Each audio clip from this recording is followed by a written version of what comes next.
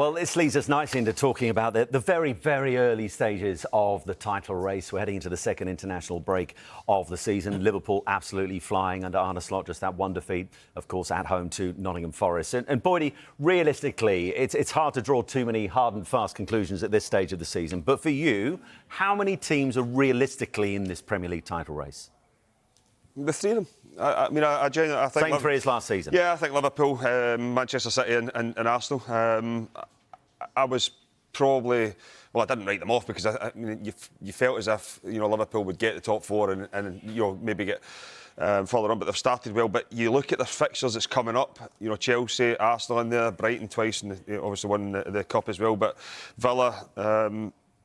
City, Newcastle, and then the derby against Everton, which will be 3 points anyway. But they've got some difficult games coming up. Obviously, Real Madrid in there as well. RB Leipzig, Leverkusen. They're tough games coming up. We'll know more about Liverpool in the next few months, I would say. But they've got a squad. Even if somebody's not performing, we've seen it.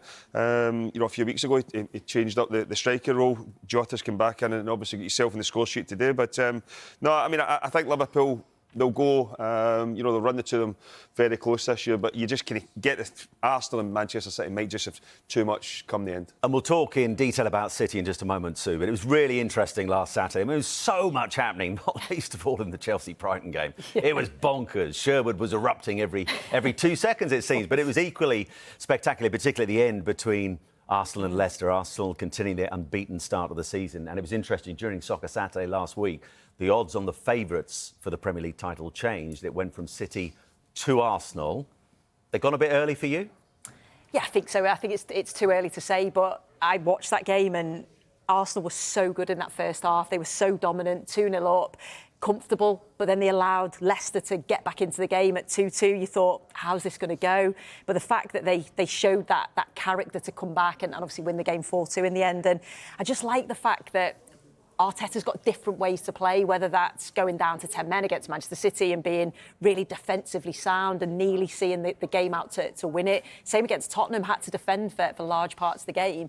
But we also see the free-flowing, attacking football where they can score plenty of goals. So they've got different sides to the game, or they can win a game from a set-piece. So all of those little things, you just feel like Arsenal are just getting better and better and better. So, yeah, it's going to be tight. I totally agree. I think it's definitely between Manchester City, Arsenal and Liverpool are certainly in there. Because at the start of the season, I was looking at Liverpool thinking, new manager coming in, slightly different style, how are they going to do? But they've certainly put them in a good position. But it'll be interesting after this run of games for Liverpool to see where maybe they're at, because it is a tough run of games. 4-0 against Slovan Bratislava in the Champions League midweek for the champions Manchester City, Dorse, but dropped points in the last two games. This time last week, they drew against Newcastle United away. I mean, I just feel that only a fool would write City off, particularly at this early stage of the season. But are there one or two doubts beginning to creep in when you look at Rodri obviously being out, De Bruyne continues to be injured? Are those doubts in any way for you justified? Well, I'm not that fool that will be writing Manchester City offside, that's for sure. They're a phenomenal force. Last week against Newcastle, yes, I thought they were below the level that Manchester City have set the bar so high. I mean, they got off to a good start. I thought going ahead, good finish. And I just thought the way they were playing, it was pretty slow. Haaland wasn't getting a touch of the ball, didn't really get in behind. He had one opportunity where they tried to dink him. But I think you can get an opportunity against Manchester City. That's my only concern for them. I don't think they'll score goals because they're a phenomenal force going forward and arguably one of the best strikers in the world. But defensively, and it probably gives the bookmakers have made Arsenal favourites because of that injury to Rodri. That could be the difference. I still think City will win it because the experience, the know-how, when you get to the latter end of the season. But a couple of weeks running against rigid defences. We saw what happened to Arsenal with it down to 10 men. For a long, long time, City couldn't find an answer. Newcastle, the way they defended last week, it looked at times that they were running out of ideas creatively. Is that a problem? And that's not even a word, by the way. Is it a problem? I mean, well, it was last week because they couldn't break Newcastle down when it got back to 1-1. But that can happen in games. Manchester City, there was no De Bruyne, Rodri's gone out, which we've talked about numerous times about him finding the pass and in the final third, passing it forward and these kind of things. So, I mean, I'm looking forward to the game today against a good Fulham team. This is going to be interesting because they'll get opportunities, I think. It's just whether Manchester City take them. And once De Bruyne comes back, I mean, Manchester City are a different team with him in it.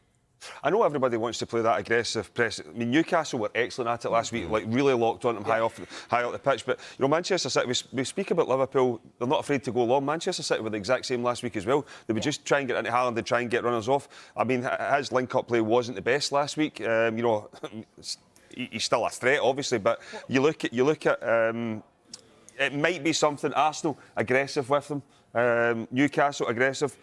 And it's always, that's the way we're going to start the game, but you need to go and implement it if you're going to get something off them, because they did struggle. You know, when you know, Joe Linton was really aggressive and he got after them as well. They struggled to break them down. I think it's hard getting after them when they're at the Etihad, though. At home, away from home, they've gone to St James's last week, and the Newcastle fans, and the way Gordon pressed, the way they all got around them, and they did struggle. But I think other teams will go press, and then they'll get out, they'll break that, and then you're through, and they can beat you 4 or 5-0, because we've seen it so many times with Manchester City. Like I've said there, 2 draws in the last 2 league games, but it's no concern for me. They turn the heat up after Christmas, and I certainly expect them to do that again. And in terms of today, Sue, against Fulham, who are unbeaten in the Premier League since that opening night defeat on the Friday, the first live game of the season when they went to Old Trafford and lost. Unbeaten since then, but on the other side of the scales, City have this unbelievable record against Fulham, 16 wins in a row in all competitions. How tough a nut are Fulham going to be for City this afternoon? I think they will. I think they've had a brilliant start to the season, especially looking at the players that they lost. You know, losing Paulinia, Willian, Tosun, Ream. You know, they lost all of them. They recruited very well. I think Smith Rowe coming in has been brilliant. I think he's been a great signing. Jimenez seems like he's back to his best. So you've got a really strong side there who are high in confidence. They beat Fulham. They beat Nottingham Forest last week, which was a tight game, but they still got the win. But I just think Pep Guardiola always is able to find solutions and answers. So, you know, we'll say, they're struggling with this. He finds a way of solving it. And the other one is Phil Foden, because he's not been at his very best this season. We saw last season how key he was. Seen him in the Champions League. Goal and assist, brilliant. didn't he? Yeah, he was brilliant. So you feel he's had that illness that he's been getting over. So I think getting him fit and sharp again, De Bruyne back fit, they've got so many options. So, yeah, you can never, ever rule Manchester City out. They've also got this extraordinary record they'll be looking to protect today. Unbeaten in the last 29 Premier League games. They avoid defeat today. It will be their longest run in club history. Look at that. You go back to December 2023. The best unbeaten league runs, 29 they sit on at the moment. And in terms of what they've got to come for Manchester City, they've got Wolves away, then they've got Southampton home. They've got Bournemouth away as well. I mean, listen, no disrespect to those sides, but when you're looking at favourable fixtures, Boydie, it's about as favourable as it gets, isn't it, for the champions? Yeah, I mean, I think if you had to handpick the fixtures, that's exactly the ones you would want, especially with Europe chucked in there as well, because it can be difficult going from midweek to the weekend. But I think Manchester City have got the squad. Yeah, they've got a few players missing, but they've got the squad to deal with the games that are coming. And you look at them, I mean, Doss just said that they're usually the second part of the season is when they kick on, but I mean, surprise or not, they've actually started the season well. They've started it well, so they said it could be a long season for the rest, because they do kick on that second part. And it was a wonderful week for Arsenal in lots of ways, particularly the Champions League against Paris Saint-Germain. It was interesting hearing the thoughts of Bukayo Saka, Dawes, after that game, because it just felt that he in many ways represented the growing belief, not just amongst the supporters, but amongst the team as well. He said, this is the year that we are going to win something, whether that's the Premier League or a trophy, we will wait to see. Oh, my word. But are you seeing that growing belief reflected in how they've approached the start of the season? Because it's not been easy. They've faced the likes of Villa already. They had a big game against the champions as well. In terms of how they navigated this opening, are you seeing an increasing belief amongst the Gunners? I've been seeing it for the last couple of years. The job that Mikel Arteta's doing, always trying to improve the team and bringing better players in, which I think he's done this summer. You see Timber here, brilliant down the right-hand side. Sue touched on it in the first half last week against Leicester. They were brilliant yet again, scoring goals, and then they let them back in. But then they found a way to get over the line and win the game when you're coming up against an unbelievable keeper in Mads Hermansen, who was magnificent on the day. I mean, this is a great goal by James Justin. What a technique, what a finish that is. And you think, wow, how do we react? And yet again, it's another set piece. We've seen it's normally Gabriel on there. They get a little bit fortunate, but they work on these things. And then Leicester are chasing the game and end up being 4-2 and comfortable. And, you know, I sat on Sky Sports News on Tuesday morning and when PSG were going to the Emirates, and was pretty bold that I fancied Arsenal to beat PSG. And I know PSG aren't the same team, but the performance that Arsenal put in was very confident. They dominated. They've got that belief. They've got the players. I think they're all a year more experience from the setbacks, the disappointments, and I think they've just got what's the word I'm looking for? Instill togetherness when things aren't going quite right. They manage to find a way. They get over the line. They block and they work from back to front. And defend as a team, and that starts with Mikel Arteta. We talk about getting the best out of your players. Mikel Arteta is certainly doing that. He's energetic on the touchline. He demands, and the players seem to breed off that. And they are a real force. I've said it time and time again. Arsenal are a threat and going to run Man City all the way to the end, and could quite easily win this league this year. The other thing when you look at it as well, they've already been to Spurs. They've been to Villa. They've been to Manchester City, unbeaten. I mean, the last time they were beaten was April. It's a long time, and it just keeps rolling on and rolling on. And they've got another, fixtures coming up as well that you'd fancy them to get the points. I mean, the three of them are just going to run away with this league, aren't they? Everybody's going to.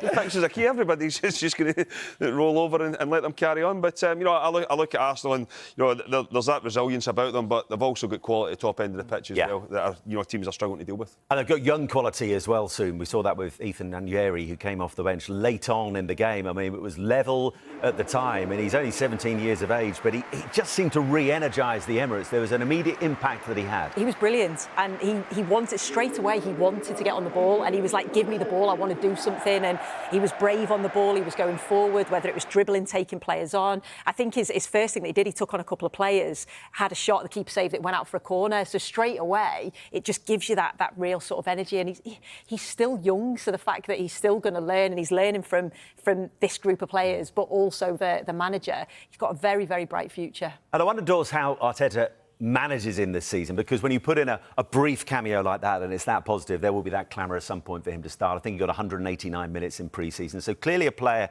that Arteta trusts. In terms of how he manages him through this season and utilises him, how do you see that developing? Well, still at the young age of 17. Does it make you feel old? Yeah, it does. Makes me feel ancient. But just to be playing in the Premier League and being in and around these kind of players and looking how you conduct yourself, how you play, how you improve. And when a player comes out like Thomas Partey and you're going on, wow. I mean, that's a replacement. You're thinking, I'm going on to try and change this game. And he did that. It was 2-2 at the time when he came on, and then they go and win the game 4-2. So Mikel Arteta isn't stupid. You don't just chuck him into certain games, but I think you can bring him on, and even in Champions League games, when you might look at games and go, look, we'll start him, he can come off. He's still only 17, so we can't get carried away. He's at a big football club. But last week, like Sue just said there, he came on and made an impact. And when you come on, you try and grab the game by the scruff of the neck. And we're talking about him. So he made a difference in that game. And someone who's definitely had an impact so far for the Gunners is Riccardo Calafiori, their new signing, with that wonder goal that he scored at the Etihad a couple of weeks ago against the champions Manchester City. But Dean, I want to bring you in at this point because there was a bit of a debate about whether or not he should have had a second yellow card in the game against Leicester a week ago. He's already on a yellow. He trips Buonanotte just inside the Arsenal half here.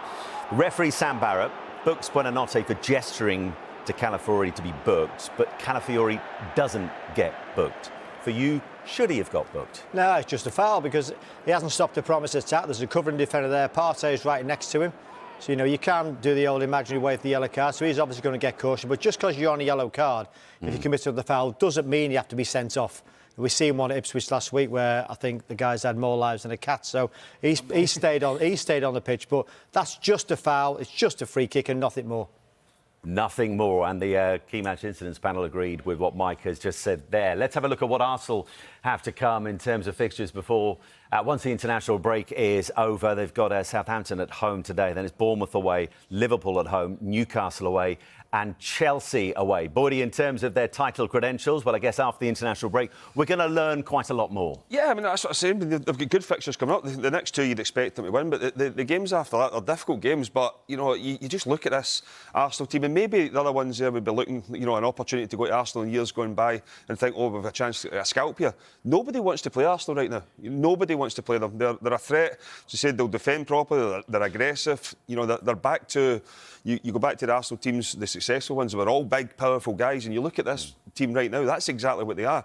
But at the top end of the pitch, they've got that little bit of quality as well that is making the difference. We've seen Martinelli. He's not been seen for a while. Then all of a sudden he's getting on the score sheet as well. You know, they're all chipping in. And that's a sign of a good team. Right, let's continue our first real title race chat of the season as things begin to take shape. And we need to talk about Chelsea, Sue, because that game last week was quite simply extraordinary against Brighton at Stamford Bridge. It was drama all the way through the first half. We'll talk about the sensational Cole Palmer in just a short time. But it was interesting listening to Moises Caicedo speaking to Sky Sports this week.